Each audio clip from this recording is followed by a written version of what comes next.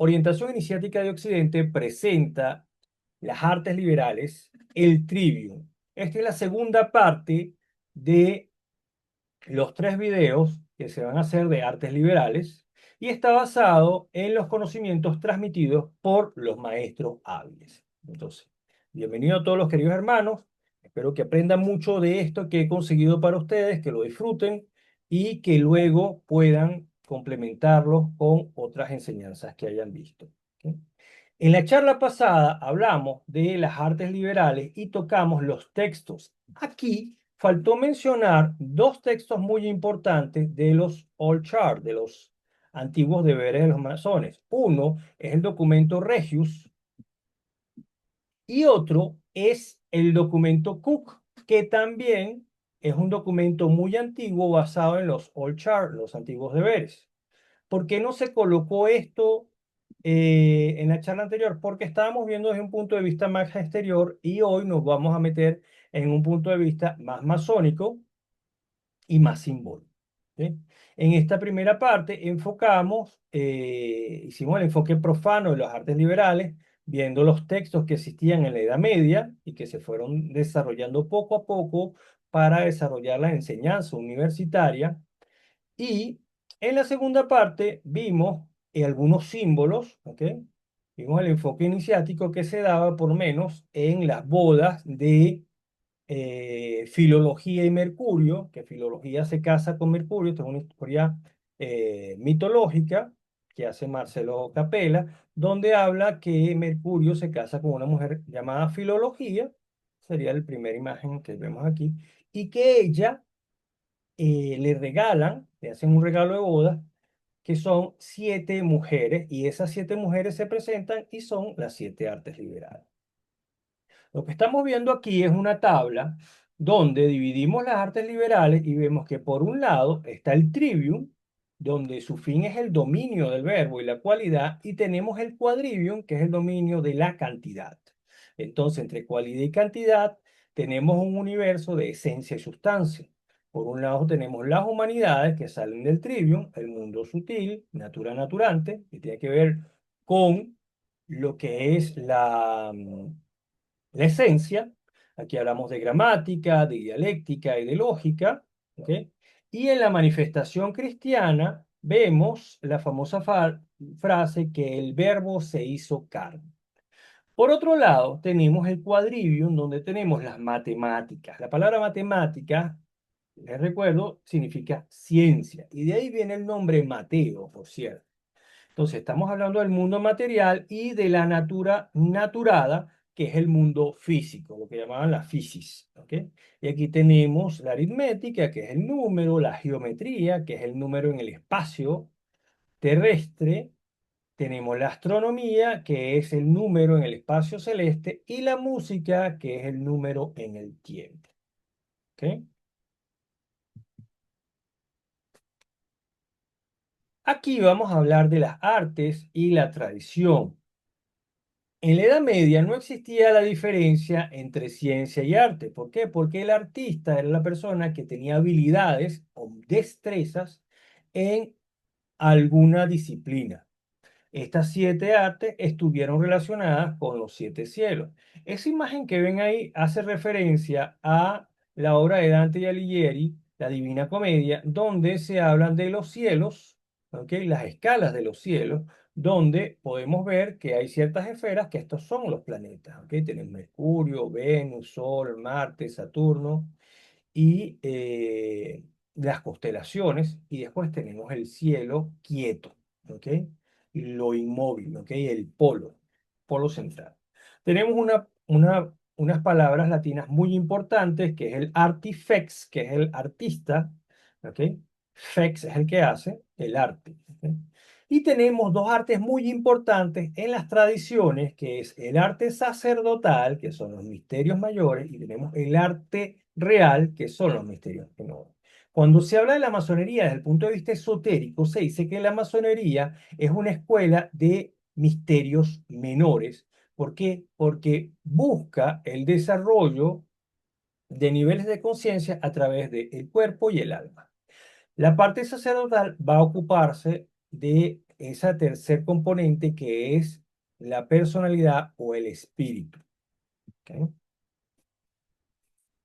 Pero ¿dónde vienen estas bellas artes?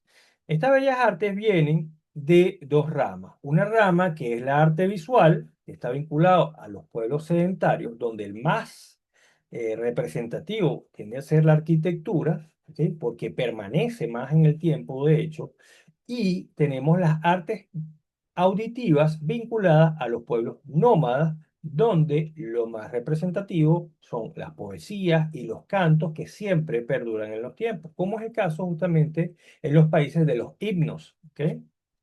Hay una cosa muy interesante que menciona el ilustre y poderoso hermano Alberto Moreno y Moreno sobre la masonería, porque dice que este era un oficio donde los constructores sabían que su obra iba a durar más tiempo que ellos, que iba a tener una pertenencia. Entonces, por eso, ellos en su obra de construcción metían elementos que fueran universales, trascendentes y que quedaran para las nuevas generaciones. ¿Ok?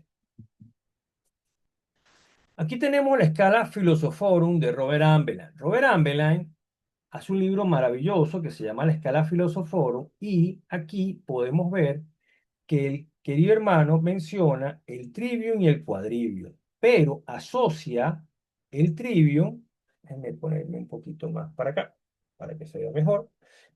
Vemos que el trivium, que es gramática, lógica y retórica, lo asocia con tres herramientas y tres herramientas del compañero, mientras que el quadrivium lo asocia con herramientas del aprendiz, donde mete también al mandil. ¿Ok? Fíjense que esas herramientas del compañero tienen que ver con las joyas que llevan las tres luces: venerable maestro escuadra, nivel y plomada, primer y segundo vigilante. Mientras que cuando hablamos del aprendiz, hablamos de la palanca, hablamos del cincel, hablamos del mallete y hablamos, evidentemente, del mandil. ¿Ok? Aunque muchos no lo relacionan como una herramienta. ¿Ok? Es más una indumentaria que una herramienta, ciertamente. Pero fíjense la relación esotérica que le da o el simbolismo que le da a cada uno, a cada una de las herramientas. Por ejemplo, la plomada habla de la profundidad en la observación, el nivel serenidad en la aplicación y la escuadra rectitud en la acción. Mientras que cuando hablamos de las herramientas del aprendiz, vemos voluntad en la aplicación, esfuerzo en la realización, discernimiento en la investigación y constancia en la labor. Estos están relacionados con las cuatro virtudes cardinales: fuerza, templanza, justicia y prudencia, pero sobre todo con la fuerza, porque la fuerza, que va a representar también el fuego, es lo que nos mueve a actuar o lo que nos mueve a permanecer firmes ante las situaciones difíciles. ¿Ok? Importante eso. Entonces, las artes liberales son las materias que se enseñaban en la antigüedad y en la Edad Media. Esto viene desde los griegos. Y aquí hay que ver una cosa interesante. Cuando se habla del trivium, ¿ok? Es una palabra que significa tres caminos. Esto lo vimos en la charla pasada y vemos, por ejemplo, que de este personaje central, que es Sofía, salen esos tres caminos, que es el trivium. Y por otro lado, sale de Sofía otros tres rayos, otros cuatro rayos, que es el quadrivium, que significan los cuatro caminos. ¿Ok? No se puede pasar al quadrivium sin dominar el trivium. ¿Por qué? Porque necesitas el arte de comunicarte para poder trascender. ¿Ok? Necesitas manejar la esencia para llegar a la sustancia. Entonces, la frase latina para explicar las artes liberales era esta: gran loquitur, dia verba docet, red verba colorat, musicani, art numerat, geo ponderat, as polita ast. ¿Qué quiere decir esto? La gramática habla, la dialéctica enseña, la retórica colorea las palabras, la música canta, la aritmética cuenta, la geometría pesa y la astronomía se ocupa de los astros. ¿De qué nos liberan las artes liberales? De los tres enemigos de la masonería, que son la ignorancia, el fanatismo y la superstición. ¿Ok? La ignorancia, el desconocimiento, la falta de conocimiento, el fanatismo, el culto exacerbado de un sentimiento o una idea, muchas veces una idea sin base, ¿ok? Y la superstición, que es la forma extraviada de una creencia. Comencemos entonces por la gramática. En la gramática hay cosas maravillosas porque, de hecho, ya los hebreos decían que las letras son los ladrillos con los que se construye el universo, que porque todo está escrito en el cielo. Entonces, la gramática siempre se definió como el arte de escribir y hablar correctamente una lengua. La palabra grama significa letra y mática viene de medida, ¿ok? Lo que se busca aquí es una pureza del discurso usando teniendo un buen uso del vocabulario. ¿Sí? Es importante saber que como con la gramática se construye toda la estructura de la comunicación verbal, oral o escrita, ¿ok? Es importante entender que estas están formadas por elementos o por ladrillos, hablando masónicamente, que unos son fijos y otros son móviles. ¿Cuáles son los fijos? Los fijos son los que no cambian. Y los móviles son las palabras variables. Las palabras variables son cinco, que son el nombre, el pronombre, el adjetivo, el artículo y, sí, exacto, nombre, pronombre, verbo, artículo y adjetivo. ¿Por qué cambian? Porque cambian según el género, el número. Mientras que tenemos la preposición, la interjección, la conjunción y el adverbio que nunca cambian. O sea, no existe hoy masculino ni hoy femenino, no existe cerca masculino ni femenino, no existe por masculino y femenino, eso no existe. Entonces, entre lo móvil y lo fijo se va construyendo una esencia que bien sea escrita o bien sea oral, después se puede manifestar en sustancia. Por eso hay que tener mucho cuidado con lo que se piensa y con lo que se dice.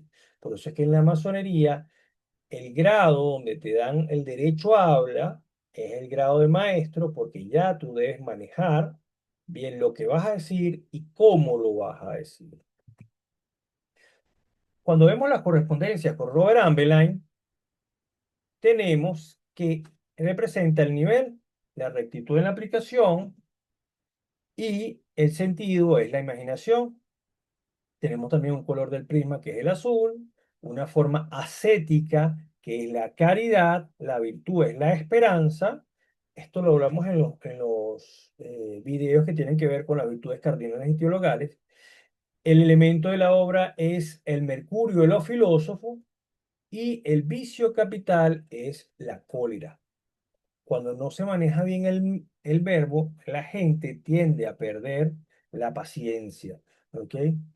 Grita. De hecho, es característica de las personas que son vulgares. No tienen mayor vocabulario y empiezan a insultar o utilizan palabras como muletillas que son groserías. ¿Ok? Y obviamente, como hablas, construyes tu universo. Entonces, si tú hablas en groserías, vas a vivir en un mundo de groserías. Si tú hablas temas de delincuentes, vas a vivir. Ese es el simbolismo de la araña, de lo que hablaba Fulcanelli. ¿Ok? La araña construye su entorno y busca su comida a través de la telaraña que sale supuestamente de su boca. Digo supuestamente porque en la realidad no sale de la boca. Pasa por la boca, pero no exactamente. Investiguen eso que es un poquito asquerosito. Ok. Hasta aquí vamos con la gramática. ¿Algún comentario, anécdota o algo que quieran expresar con respecto al tema de la gramática y el uso de las palabras? Sí, mi querido hermano, es Jesús Díaz. Sí, vaya, querido hermano. Sí, usted dijo la ignorancia, el fanatismo y la superstición son los vicios Son los enemigos de la masonería. a los enemigos de la masonería. Ok, no, Sí. Ah, fíjense que lo que tenemos a este lado, esto no lo comenté, esta imagen que tenemos aquí que dice alfabeto, es el alfabeto masónico. ¿Y esto dónde se ve? Esto se ve en la plancha de trazado, que es el símbolo este rectangular que tiene como una especie de numeral y una X. Ese numeral significa esto que vemos aquí. Fíjense, déjame ver si puedo utilizar la lupa aquí para que me dé un poco de zoom aquí. Fíjense, cada cuadrante del numeral es una letra. Entonces yo quiero escribir la A, la voy a escribir así. Si quiero escribir la B, la voy a escribir igual, pero con un punto. Y así poco a poco voy escribiendo palabras, ¿ok? Para que solamente la decodifiquen los masones que conocen el alfabeto, porque no todos los masones conocen el alfabeto. Y aquí tenemos la parte de X, Y, Z, las últimas palabras, las últimas letras. Y aquí abajo, fíjense, hay una cosa interesante. Aquí tenemos la formación de los números. Cómo sería el uno, cómo sería el 2, el 3, etcétera, etcétera. Entonces, mucha gente ve la tabla de trazados con ese numeral y con esa X y uno dice, bueno, ¿quién sabrá qué es eso? Bueno, resulta que ahí está incluido el alfabeto masónico. ¿Ok? Y no muchas personas lo saben. ¿Ok? Ah, sigamos con la dialéctica o la lógica. Hay gente que dice que es dialéctica, hay otra gente que dice lógica. Hoy analizamos los dos, ¿ok? Para que no haya ninguna pérdida con respecto a esto, ¿ok? Cuando hablamos de dialéctica, hablamos de la argumentación. Y cuando hablamos de la lógica, hablamos de la razón, ¿ok? Entonces, la dialéctica estudia los procesos de argumentación y la lógica estudia los procesos del razonamiento, ¿ok? Importante que la palabra ratio significa separar. Y eso es una facultad que tiene eh, la habilidad cognitiva del hombre que separa las cosas para estudiarlas mejor. ¿Eh? El argumento es un razonamiento, entonces está ligado obviamente a la lógica, mediante el cual se intenta probar o refutar una tesis. Ahí tenemos el argumento, convenciendo a alguien de la verdad o falsedad de la misma. Entonces el argumento es para convencer, ¿ok? Y demuestra algo particular. ¿Qué pasa con la lógica? La lógica también distingue verdadero o lo falso y es superior a la dialéctica. ¿Por qué? Porque no solamente refuta tesis, sino va a otros campos, ¿ok? Campo matemático, por ejemplo. La razón es un principio que explica realidades, el porqué de las cosas. Hay un tema muy interesante con el porqué de las cosas, que es el valor que se le da a la historia. Cuando se estudia historia y la historia está en los pensum de estudio, o en las pensas, porque así se dice en plural esa palabra latina, de estudio, es para desarrollar el pensamiento lógico. Llegamos hasta aquí porque hicimos esto. Estas fueron las causas y estas son las consecuencias. Y eso es lo que no nos enseñan los historiadores, el valor lógico de esa ciencia que se conoce como la historia. ¿Cómo llegamos hasta aquí? Ah, porque pasaron estas cosas. Ah, yo no sabía que pasaron estas cosas. Entonces uno tiende a repetir el pasado y a cometer los mismos errores. Pero cuando uno tiene la memoria y conoce las causas y las consecuencias de un hecho, puede evitarlo o puede prevenir que sea menos doloroso o menos agresivo para la persona que lo va a sufrir. Ok, fíjense esto que tenemos aquí. Aquí tenemos dialéctica, por un lado, según Platón, es un método de ascenso de lo sensible a lo inteligible. El método de deducción racional de las formas, la dialéctica se vale de la división y la composición. Se puede pasar de la multiplicidad a la unidad. ¿Ok? Cosa que también hace la lógica. Dice Aristóteles que la dialéctica es disputa y no es ciencia. Aquí vemos un tema interesante. Aristóteles, por el contrario, dice que la lógica es el arte de la coherencia y él es el que desarrolla ese sistema de silogismos donde se habla de una premisa universal más una premisa particular para sacar una inferencia, que es esa que vemos allá abajo, donde dice, todos los hombres son mortales, Platón es un hombre, ergo, Platón es mortal. Esa es una inferencia. ¿Ok? Entonces, la lógica de un análisis de los principios según los cuales se halla articulada la realidad. La lógica articula la realidad. Pero la lógica también es limitada. ¿Por qué la lógica es limitada? Porque a nivel matemático puede fallar. ¿Cómo puede fallar la lógica? Bueno, si yo digo, por ejemplo, que una mesa la hace una persona en 24 horas, no quiere decir que 24 personas hagan una mesa en una hora. ¿Ok? Porque eso a nivel lógico, a nivel fáctico, se cae. ¿Ok? Entonces hay que saber ciertos límites que puede tener la lógica. Correspondencias analógicas de la dialéctica o la lógica según la escala Philosophorum de Robert Amberlein. Este libro es maravilloso porque tiene las correspondencias hacia varias áreas de la masonería: herramientas, sentido, colores, forma ascética, virtud, elemento de la obra y vicio capital. Entonces, la relación, ¿ok?, con la herramienta es la plomada, que es profundidad en la observación. Esto es muy importante porque hay gente que se lee un libro de masonería y cree que ya conoce toda la masonería. Entonces, por eso hay que leerse varios libros de masonería o del tema que está desarrollando y ver diferentes enfoques. ¿Qué es lo que yo he visto, por lo menos en los estudios de los libros que estoy haciendo? Bueno, que hay queridos hermanos que se van más hacia la parte histórica y hay otros que se van más hacia la parte esotérica.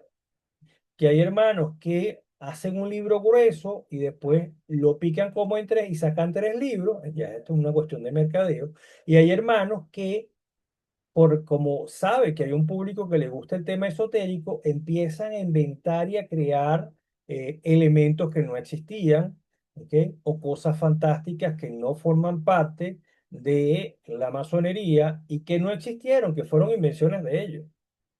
Esto lo vamos a ver cuando el año que viene empecemos a estudiar un poco de la historia de la masonería, que el año que viene vamos, la idea es justamente trabajar una parte de masonería histórica y masonería esotérica. La idea ahí es ver justamente cuáles elementos mitológicos aparecen en la formación de los rituales que fueron reales y cuáles no, cuáles se adaptaron y cuáles fueron cambiando. Y van a sorprenderse que hay muchas cosas que o no existieron o se crearon para hacer una leyenda o para hacer un símbolo, para crear un símbolo. ¿Ok? Tenemos entonces sentido del oído, color del prisma amarillo, forma ascética, pobreza, pero no pobreza de espíritu, ¿ok? Pobreza de lo que no nos hace falta, ¿ok? No nos hace falta distracción, pobreza de mentiras, pobreza de las cosas malas que nos pasan, pobreza de las cosas malas que decimos, escasez de eso, ¿ok? Y por otro lado, fíjense que la virtud es la caridad se asocia al amor, la caritas, ¿ok? Elemento de la obra, la sal de los filósofos, y vicio capital, la envidia, que justamente es contraria al amor, ¿ok? Antes de pasar a la retórica, ¿algún comentario sobre la dialéctica o la lógica?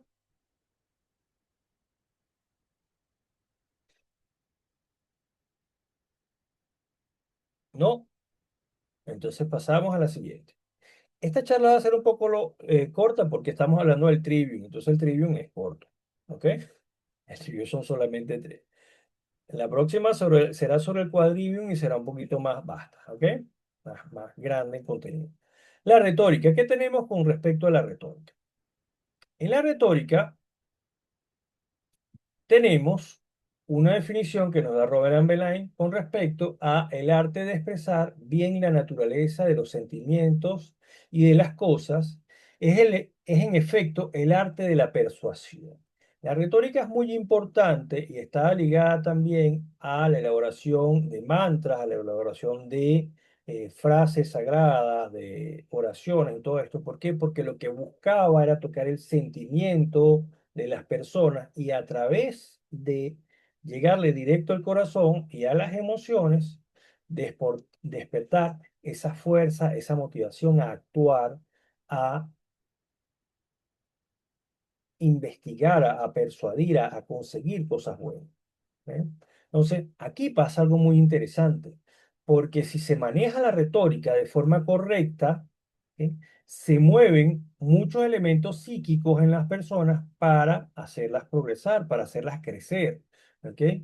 Crecer en conciencia, crecer en espíritu. Dice Aristóteles que es la facultad de conocer en cada caso aquello que puede persuadir. Y esa persuasión es para movernos a una acción. Se convence a través de argumentos por analogía o por oposición. Existen dos tipos de pruebas que se pueden argumentar. Tenemos las extratécnicas, que son las leyes, juramentos, testigos, contratos, confesiones, y tenemos las técnicas creadas por el orador a partir de su razonamiento. Recurre a ejemplos, introducciones, epitemas y deducciones. Hay una cosa interesante que hay que decir con respecto al manejo de la palabra, por lo menos en el caso de las leyes. ¿Ok? Hay un texto de Víctor Hugo que habla de la justicia y la ley y dice que la justicia es una cosa y la ley es otra en referencia a que la justicia es dar a cada quien lo que se merece, pero a veces siguiendo las leyes no se da a cada quien lo que se merece. Y hay una tragedia griega que habla de una mujer que tiene dos hermanos y ellos se matan. Y como la ley griega decía que quien mata a alguien tiene que también ser asesinado, la mujer reclama ante los jueces que ya había perdido un hermano porque tiene que perder otro. Eso es justo para el hermano que fue muerto, pero no para ella, que está viva. Entonces ahí se ve una diferencia entre ley y justicia que a veces no aplica. ¿Ok? Las premisas de los discursos, y esto es lo que está detrás de mí, vamos a echarlo un poquito para atrás. Ajá. La premisa de los discursos, pueden ver, son indicios, hechos seguros, que son obvios, evidentes e irrefutables. Los signos, hechos que sirven para entender otros hechos. Y lo verosímil, que es el hecho sobre los cuales la gente está de acuerdo. Ahí se está hablando de objetividad. Y estos son dos términos muy importantes. Objetividad y subjetividad. La objetividad es la referencia necesaria para comunicarnos entre todos, mientras que la subjetividad tiene que ver con la percepción que tiene una persona sobre un caso particular. ¿Ok? Gustos, sabores, colores. O colores no, gustos y sabores. Aquí vemos también el tema del discurso. Vemos un emisor, un mensaje, un receptor. Y aquí tenemos también un elemento trinitario en el sentido de que tenemos a un Dios, tenemos un mensaje y tenemos a un pueblo. ¿Ok? Tenemos que el emisor es el orador y es el que crea con su discurso, el mensaje es la creación y el receptor es quien recibe esa creación. Entonces, cuando hablamos de ese mensaje, obviamente a nivel profano y a nivel de estructura lógica, tenemos una parte que tiene que ver con la introducción, con el desarrollo y con la elocución, pero también con una parte emocional, con una parte racional y con una parte estética. ¿Qué pasa cuando falla la parte racional? No se entiende. ¿Qué pasa cuando falla la parte emocional? La gente no se conecta. ¿Y qué pasa con la parte estética? Al perder el ritmo de las cosas, cuando se habla, hacen que la gente se fastidie. Entonces, por eso, cuando uno está hablando, dando conferencias, tiene que subir el tono o bajar el tono, tiene que pedir si fue comprendido, entendido, etcétera, etcétera. ¿Ok? Aquí tenemos cualidades de la elocución, el saber, la pureza, la grandeza, la convivencia, el ritmo. Hay gente que por lo menos no termina libros porque el ritmo le parece muy pesado. ¿Ok? El periodo, el tiempo de lo que se está hablando, la cultura y la vivacidad, que sea atractivo. Esto es muy importante para hablar, mis queridos hermanos. ¿Por qué? Porque cuando se habla, si uno quiere conmover y quiere llegarle a la otra persona, tiene que transmitir todo eso.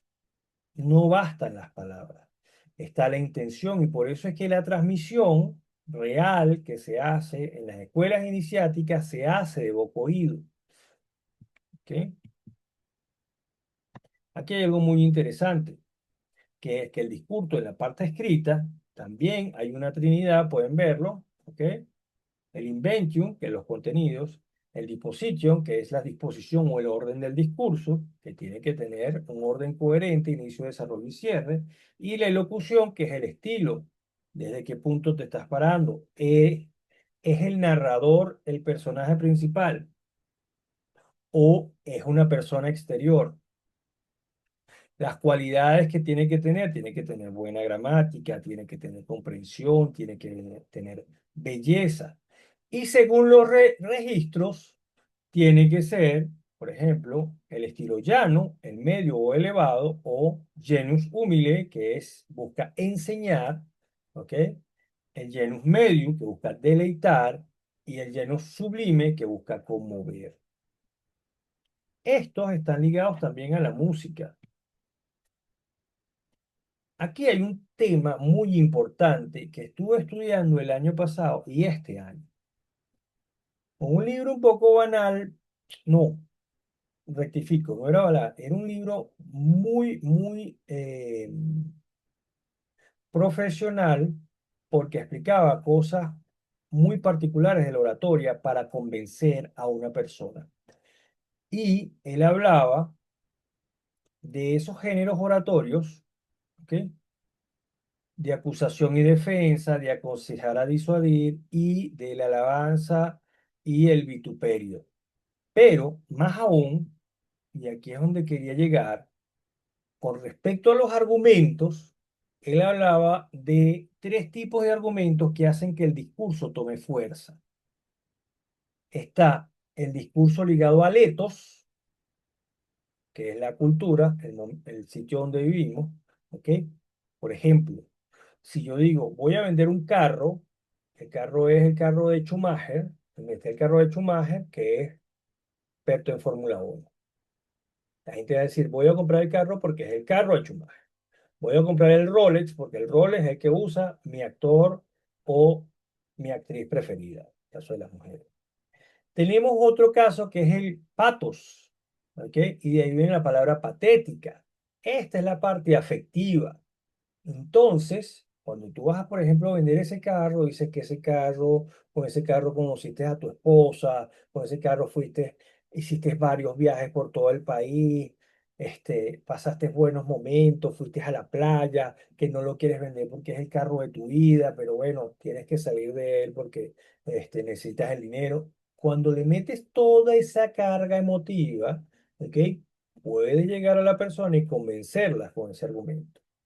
Y está el argumento lógico. ¿Cuál es el argumento lógico? El argumento lógico es cuando tú agarras y utilizas elementos deductivos. Este carro consume menos gasolina, tiene mayor durabilidad, tiene mayores repuestos, etcétera, etcétera, etcétera. Eso tú lo sabes cuando tienes conocimientos del argumento y de la cosa de la que estás hablando. En el caso de la masonería, fíjense que también tenemos eso, tenemos un ethos, que es nuestro corpus, cada uno de los hermanos que forman la logia. Tenemos un elemento afectivo, que es que todos tenemos la voluntad de reunirnos en un rito. Y tenemos también algo deductivo, porque en ese logos, ¿ok? Que se da una creación a través del rito, se envía un mensaje lógico, coherente, que habla de cómo se crea el universo y cómo se contrae el universo. ¿Ok? Eso es lo que pasa básicamente en un rito de iniciación. Se abre un universo y se vuelve a cerrar. Y en esa apertura y cierre se da una información, se transmite una influencia espiritual de carácter no humano, no racional, no sentimental, pero que nos ayuda a desarrollar nuevos niveles de conciencia. ¿Ok? En respecto a la retórica y las correspondencias analógicas que hace Robert Amelain, tenemos que la escuadra es la herramienta masónica que representa la retórica y que representa también al venerable maestro. Tenemos el sentido de la memoria, muy importante. Tenemos el color que es el prisma, el color del prisma que es el rojo, perdón. Tenemos la forma ascética que es la obediencia. Tenemos la virtud que es la fe Y el elemento es el azufre de los filósofos. El vicio capital es el orgullo. Fíjense que aquí pasa algo muy interesante, porque la escuadra es la joya del venerable maestro. Y muchas veces, si tenemos un venerable maestro que puede estar desequilibrado, ¿ok? Que crea que es el mejor del mundo, que está de ahí porque es el mejor del mundo, ¿ok? El orgullo se lo puede comer y es el vicio que tiene que trabajar. Que uno estando en un papel de venerable tiene mayor responsabilidad, que un papel de gran maestro tiene mayor responsabilidad. Por eso es que ellos tienen que manejar mejor la escuadra y mejor el verbo para con los hermanos. Gracias a Dios, en la logia donde estamos trabajando actualmente, los queridos hermanos que nos escuchan, es una logia donde se maneja mucho ese tema de la prudencia, mucho el tema de la obediencia, porque hay mucha responsabilidad y mucha seriedad de propósito a la hora de hacer las cosas. Entonces, en el manuscrito Regius, una frase que se decía era esta: quien se sirve bien de estas siete ciencias puede alcanzar el cielo, porque solo un espíritu verdaderamente libre puede ser digno del arte real. Entonces, hay que trabajar estas ciencias para desarrollar el arte real y poder ir a nuevos estados de conciencia que nos permitan descubrir los misterios mayores. ¿Eh? Bueno, queridos hermanos, esto es todo la charla de hoy. ¿Sí? Si hay algún comentario o si hay alguna observación que se tenga que decir sobre alguna de las artes liberales, sobre algo que les evocó mientras hablaba de este tema, soy todo oído. Sí, hermano, es Jesús Díaz, mi querido hermano. Vaya, digamos. Mire, hablando del ritmo, de la sincronización, querido hermano Fermín Vale Maestri en Preparótica Masónica, dice que dentro de la logia hay varios tipos de ritmo, ¿no? Lógicamente que hay un ritmo de la logia y hay un ritmo de cada querido hermano, pero ese ritmo es interno y externo. Y para hacer una buena armonía, los queridos hermanos tienen que estar con un ritmo igual, tanto interno como externo, y eso es lo difícil de cada logia. Claro. También, sí, también dice algo, también dice que, por eso cuando dice eh, tal persona tal persona no está en un grupo, tal persona no tiene la nota disonante, es decir, no está en armonía con el grupo. Es así. Eso lo dice el querido Fermín Vale, me acuerdo. Eso es Es- así. ¿Cuánto? Gracias. Y lo otro es, querido hermano, hace como 2 semanas, un querido hermano de la logia donde estoy dijo, bueno, nos hizo una pregunta: ¿por qué la escuadra es la joya del venerable maestro? ¿Por qué no es el compás? Entonces, yo quisiera hacer la misma pregunta a usted, porque yo lo respondí de mi manera de ver, ¿no? Pero si la escuadra es lo material, lo físico, la materia, la matemática, los terrestres, lo terrenal, ¿por qué es el símbolo del venerable maestro? Esa es una excelente pregunta. Y la respuesta que yo te puedo dar, puede haber otra, es la siguiente. Tú tienes una regla que es una unidad de medida y tienes una escuadra que es una unidad de medida también. ¿Qué pasa con la regla a diferencia de la escuadra? Que es una sola unidad de medida, generalmente se proyecta como horizontal, ¿ok? Pero la escuadra tiene la medida horizontal de la tierra y del cielo. Entonces, el venerable maestro representa a la escuadra. Bueno, yo es una escuadra de 90 grados, evidentemente. Y fíjate que esa escuadra, ¿por dónde se sujeta? Por el ángulo. ¿Por qué? Porque es el punto que une la regla de la tierra y la regla del cielo. Y es por eso que por la regla de la tierra, él maneja, déjame hacerlo al revés porque tiene que salir por este lado. Por este lado está los aprendices y por este lado está la regla para los compañeros. En ese sentido, la escuadra es la herramienta que tiene de usar el venerable maestro. ¿Por qué no usa el compás? Porque el compás representa el cielo. Y si bien es cierto que él está en el cielo, porque está en el oriente, ¿ok? Él representa la ley y él es el que mueve con orden. Fíjate que voy a regresar justamente a eso.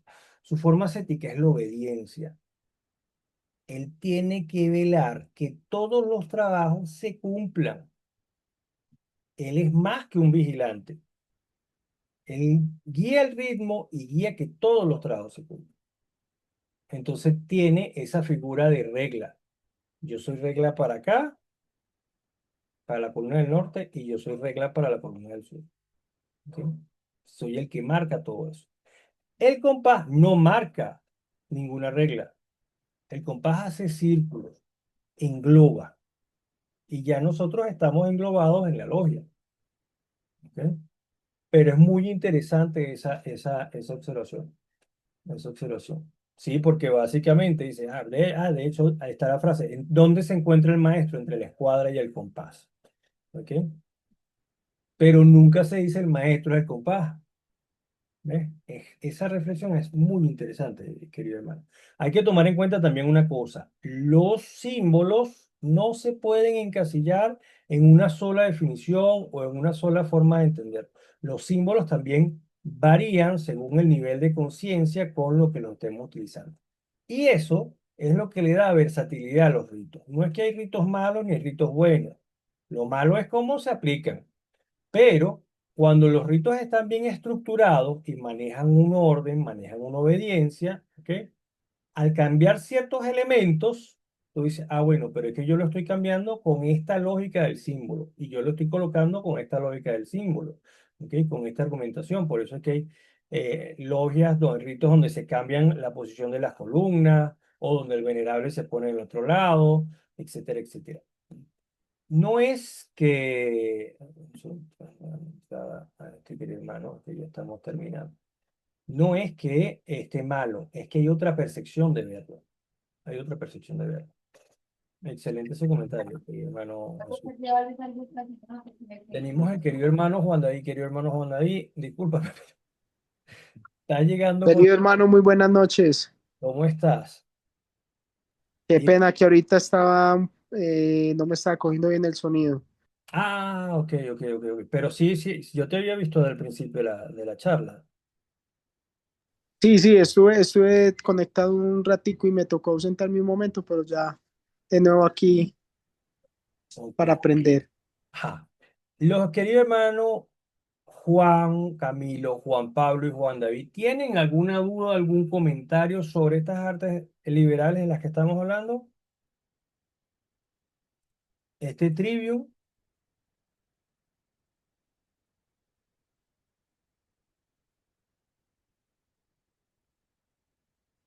¿sí? ¿No? ¿Más o menos? Ok. Bueno, les recuerdo que las artes liberales, el manejo de las artes liberales es muy importante. No solamente en el campo esotérico, sino también en la vida profana. Hay que saber hablar, hay que saber comunicarse, ¿ok? Y justamente eso va a mostrar nuestro equilibrio interno, ¿ok? Tenemos también que reconocer que como seres humanos nos podemos equivocar, a veces podemos perder el control, a veces podemos gritar, pero hay que tratar de saber cuándo hacerlo. ¿Por qué? Porque no somos perfectos, pero la idea es justamente buscar un equilibrio, ¿ok?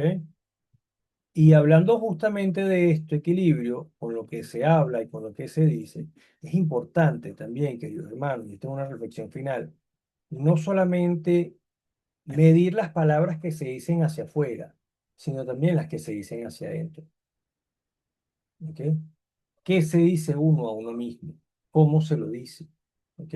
Uno no puede ir por la vida diciendo, ah, yo sí soy gafo, yo sí soy esto. No se digan eso, no se digan eso. ¿Ok? Porque esos son golpes que a uno le está dando el alma y que no vale la pena. ¿Ok? En ese sentido, siempre recomiendo lo mismo. sean agradecidos con ustedes mismos, con los demás, sepan perdonarse a ustedes mismos y perdonar a los demás. Porque si no son agradecidos y no saben perdonarse y no saben perdonar a los demás, van a tener una carga muy fuerte que no les va a permitir avanzar en el camino iniciático.